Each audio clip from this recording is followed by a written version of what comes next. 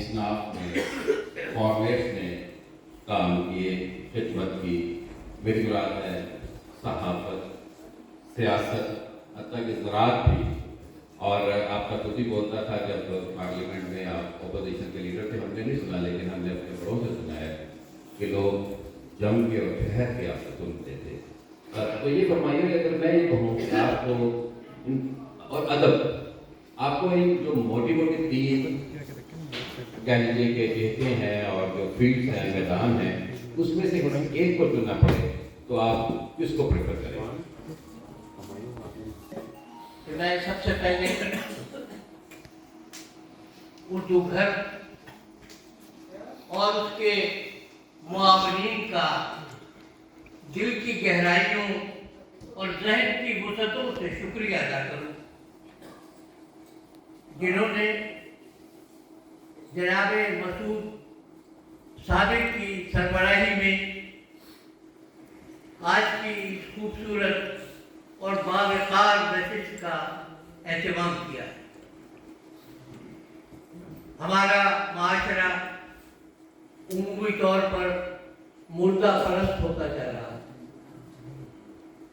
ہم زندوں کو نظر انداز کرتے ہیں اور مردوں کی پذیرائی کرتے ہیں. اس تنظیم نے نامور استادوں، ادیبوں، شاعروں اور فنکاروں کی خدمات کا اعتراف کرنے کے لیے ان شاموں کا اہتمام کیا ہے، جو میں سمجھتا ہوں کہ انتہائی قابل رشک اور قابل قدر. میں آپ سب حضرات اور خواتین کا بے حد شکریہ ادا کرتا ہوں کہ آپ بڑی محبت، بڑے اخلاص کے ساتھ آج یہاں تشریف فرما ہے اور آپ سب کی آمد کی وجہ سے یہ تقریب یادگار ہو گئی. مجھ سے پوچھا ہے کہ میری پسندیدہ جہت کون سی ہے. میری زندگی کے 4 اہم جہتیں: شاعری، صحافت، سیاست اور زراعت. میں سمجھتا ہوں کہ اللہ کا بے حد کرم ہے کہ اس نے ان چاروں شعبوں میں امتیاز اور اعزاز بخشا ہے. میں شاعری میں بھی آپ نے سنا، اس وقت پاکستان کے سینئر ترین شعراء میں شامل ہوں اور میں نے بہت چھوٹپنے سے یعنی 6-7 سال کی عمر سے شاعری کا آغاز کیا. الور دلی سے 60 میل کے فاصلے پر ایک ہندو ریاست تھی، لیکن اپنی تہذیب و ثقافت کے اعتبار سے دلی کا ایک منییچر شہر تھی.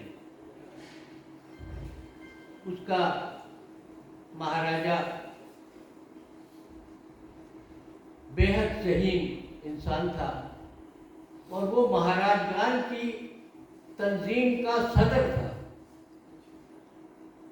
الور نے اگرچہ ہندو اکثریت تھی لیکن مسلمانوں کی عظمت و انفرادیت ہمیشہ قائم رہی اور وہاں عموماً مسلمان وزیر اعظم ہوتا تھا.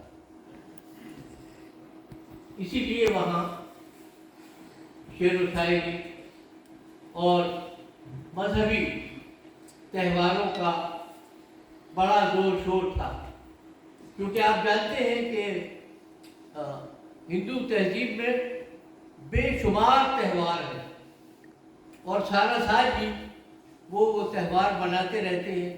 تو مسلمانوں نے یہ فیصلہ کیا کہ ہم نے اس کے مقابلے میں अपने त्यौहार मनाने हैं तो ईद बकरीद के साथ उन्होंने जलसे सीरतुन नबी का बड़े पैमाने पर वहाँ आगाज़ किया। सारे हिंदुस्तान से बड़े बड़े उलमा आते थे और घर घर जश्न मिलाद की महफिलें होती थी। यहाँ तक कि हम छोटे छोटे बच्चे भी अपनी माँ बहनों की चादरें और दुपट्टे स्टेज पर सजाकर खुद जश्न मिलाद मनाया करते थे। तो यही वो माहौल था, ये फज़ा थी जिसमें मुझे नात कहने की तरफ जिसने मुझे माइल किया और मैंने पहली नात शायरी का आगाज करते हुए पहली नात लिखी। उसका पहला शेर था कि जहां भर में सबके दुलारे मोहम्मद, जहां भर में सबके दुलारे मोहम्मद, हमारे हमारे हमारे मोहम्मद। ये मेरी 7 साल की उम्र का शेर था।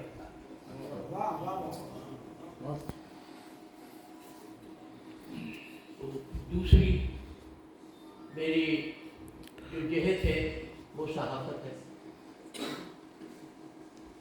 पाकिस्तान में आने के बाद मैं अपनी मेहरबान माँ के साए में बहावलपुर पहुँचा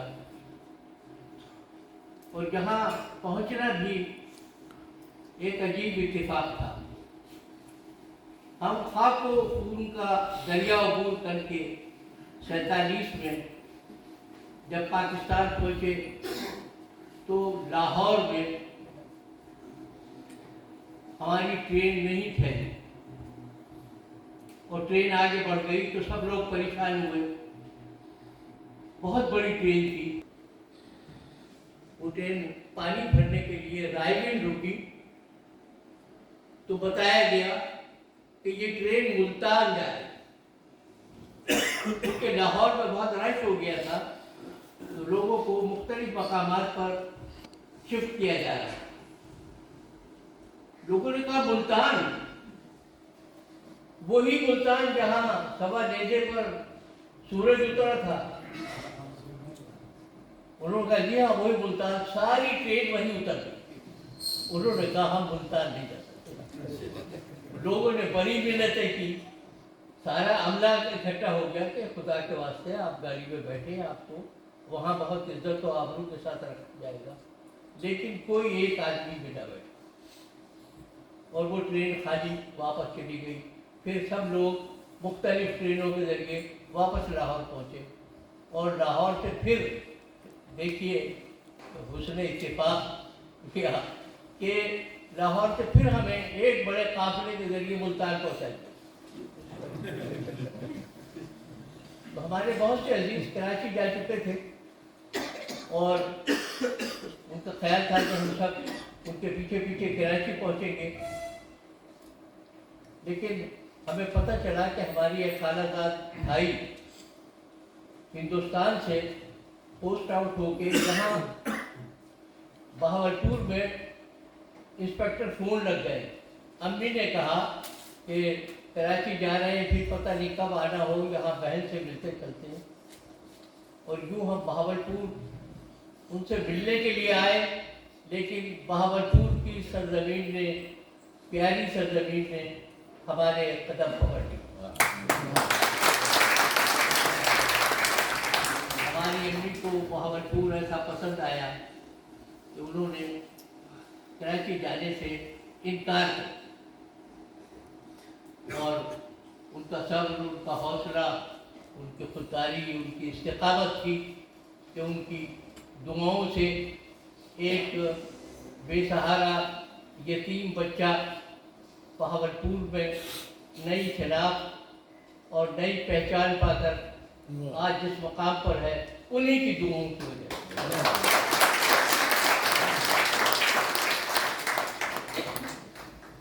طرح سے سیاست، میں تو عملاً صحافت سے وابستہ تھا اور پاکستان کے بڑے بڑے جو صحافتی ادارے ہیں ان سے وابستہ تھا، یعنی اس دور کا بہت بڑا اخبار پاکستان ٹائمز، امروز، جنگ، ان کے ساتھ وابستہ تھا۔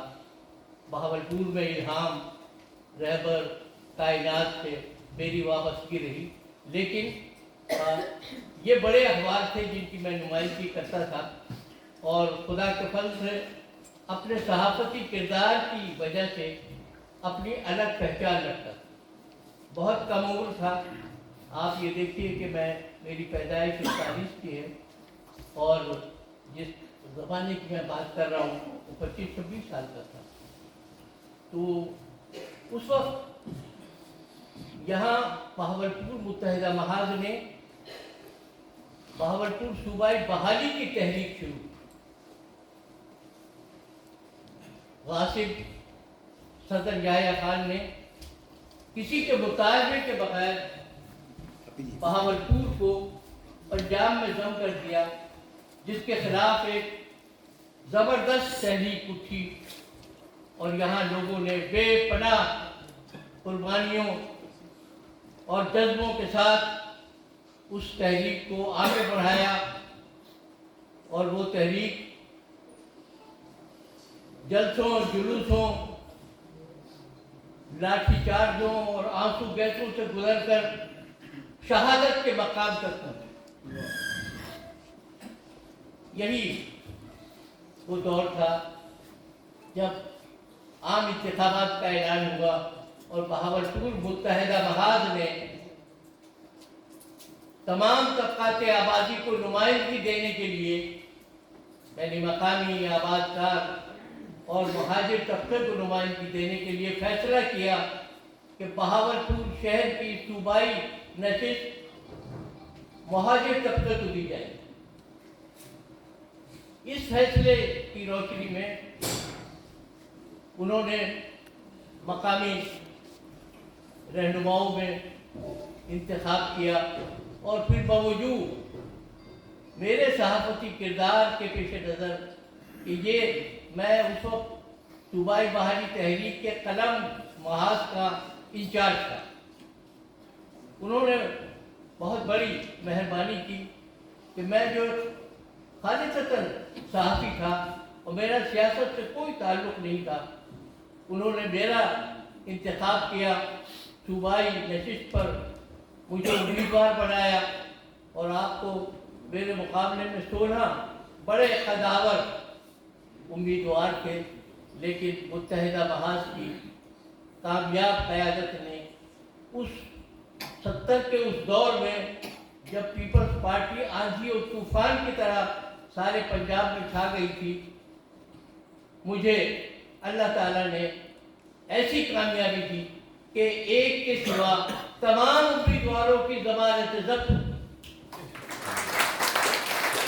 یہ بہاولپور کے عوام کا شعور تھا اور خدا کا شکر ہے کہ میں نے بھی اپنے اس عہد کو سن 70 سے لے کر آج تک پوری کامیابی کے ساتھ، پوری تندہی کے ساتھ نبھایا ہے اور اپنے خدا اور اپنے عوام کے سامنے اللہ نے مجھے سرخرو رکھا ہے۔ مجھے 3 مرتبہ وفاقی اور صوبائی وزارت کی پیشکش ہوئی۔ پاکستان میں کوئی دوسرا آدمی نہیں ہے جسے یہ 3 وزارتیں 3 دفعہ پیشکش ہوئی ہوں، اور اللہ نے مجھے ہمت اور حوصلہ دیا کہ میں نے اصولوں کی بنیاد پر 3 دفعہ ان وزارتوں کو ٹھکرایا اور بہاولپور کے عوام کا ساتھ دیا۔ اسی طرح سے بہاولپور کو ہم صوبہ تو نہیں دلا سکتے، لیکن مجھے خوشی ہے، فخر ہے، اطمینان ہے کہ میں نے صوبے کے لیے جتنے بڑے بڑے ادارے ہو سکتے تھے ان سب کو یہاں कायम कराने में कामयाबी हासिल की है। Islamia university, Quaid-e-Azam medical college, radio Pakistan, state bank, college of technology, college of commerce, college of women technology, airport, intermediate board, directorate of education और सैकड़ों हजारों लोगों की मुलाजमतों का एहतमाम किया। बहावलपुर के साथ ही झांगे वाली रोड है, जो अब जहां प्लॉट्स के रेट इस्लामाबाद से ज़्यादा है, जहाँ कोई सड़क नहीं थी, अल्हम्दुलिल्लाह ये मैंने तामीर कराई। बहावलपुर से लेकर समरसटर तक ये यहाँ कोई सड़क नहीं थी, ये भी तामीर कराई। और इसी तरह से दर्जनों मंसूबे हैं। बहावलपुर में सुई गैस नहीं थी, मैं और उसका नंबर बहावलपुर का शहर का 48वां था, मैंने उसे पहला नंबर करवा के यहाँ सुई गैस का इफराज किया। तो हज़रात मोहतरम, ये सियासत थी। और मेरा ख्याल था कि सियासत से जब मैं फारिग होऊंगा या जब असेंबली का इख्तिताम होगा, तो मैं कोई ना कोई ऐसा काम कर लूँगा कि गुजर बसर हो सके, क्योंकि मैंने कभी अपनी हद से बढ़कर ज़िंदगी बसर करने की कोशिश नहीं की। लेकिन मेरे लिए ये हैरतनाक बात थी कि मैंने कई काम शुरू किए, कई कंपनी सी बनाकर उसमें कोशिश की, लेकिन मुझे ये जानकर हैरत हुई कि कोई बड़ा काम इस मुल्क में हेरा फेरी के बगैर अब मुमकिन है। तो मैंने वो रास्ता तय किया और फिर सन 68 में बहावलपुर में हुकूमत ने यजमान में जो टिब्बे और टीले की ज़मीन बाकी थी उनको नीलाम किया था सन 68 में, यानी मेरे सियासत में आने से भी 2 साल पहले। मैंने वहाँ यजमान में एक रकबे की लाट उस वक्त ले ली थी, और जब मैं असेंबली से फारिग होकर आया तो मुझे नज़र आया कि सिर्फ ज़राअत ऐसा शोबा है जहाँ आप रिज़्क़ हलाल बहुत आराम से कमा सकते हैं। मेरे से कोई ताल्लुक़ नहीं था, अलिफ बेटे भी मुझे मालूम नहीं थी, लेकिन मैं उसमें जुट गया। और आपको ये सुनकर हैरत होगी कि जिस आदमी को ये मालूम नहीं था कि ये फसल कौन सी होती है, मैंने वहाँ नई फसलें, नए बीज, नए काश्त के तरीके वहाँ मुतारिफ करवाए, और वहाँ में अब जदीद काश्तकार की हैसियत से मालूम। लेकिन अब मैं बताना चाहता हूँ कि ये सारे शोबे बड़े अहम हैं और उन्होंने मुझे बड़ा नाम और मकाम दिया है। लेकिन अगर मुझे दोबारा मौका मिले कि मैं नई ज़िंदगी में कौन सा शोबा इख्तियार करूं, तो मैं शायरी को इख्तियार मैं समझता हूँ कि शायरी ऐसा मीडियम है जो आपको ताहयात ज़िंदगी देता। अल्लाह करे कि मैं बहावलपुर के आवाम और बहावलपुर की अदबी फ़िज़ा के लिए इसी तरह से काम कर पाऊँ।